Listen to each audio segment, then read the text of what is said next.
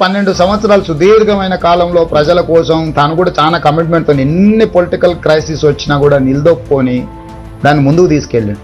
ఆయన ఉన్నాడు కాబట్టి ఎవరైనా ఇచ్చిండ్రు, అది అతిశయోక్తి ఏం కాదు, ఒప్పుకోవాల్సింది. అంటే నేను రాజకీయ నాయకుడికి ఒప్పుకోకపోయినా వాస్తవం మాత్రం అదే. సో మాకు ఇష్టం లేకపోవచ్చు, ఒక పార్టీలో ఉండి ఒక పార్టీలో ఇంపార్టెంట్ రోల్ ప్లే చేస్తూ నేను ఆ మాట అనకూడదు. కానీ ఈరోజు తెలంగాణ రాష్ట్రం వచ్చిందంటే చంద్రశేఖరరావు గారి కృషిని ఎవరు కాదనలేదు, నేను కూడా ఇంక్లూడింగ్. అంటే అది ఇక మనం వ్యక్తిగతంగా ద్వేషమో లేకపోతే ఆయన చిన్న చేసి ఉండమో లేకపోతే ఇక మనకు ఆ ఉద్యమం పట్ల అవగాహన లేకపోవడం ఏదైనా అవుతుండొచ్చు. అట్లాంటి వ్యక్తే ఈ రాష్ట్రానికి ముఖ్యమంత్రి అయింది.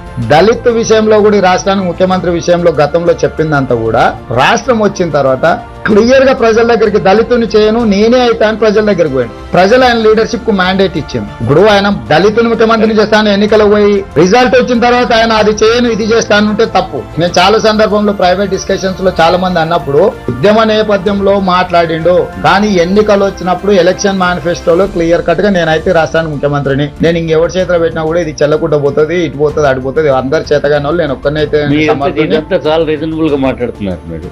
అందుకే చెప్తున్నాను సార్, ఆయన ప్రజల దగ్గరికి వెళ్ళిండు, ప్రజలు ఆయన చెప్పిన దానికి మ్యాండేట్ ఇచ్చారు.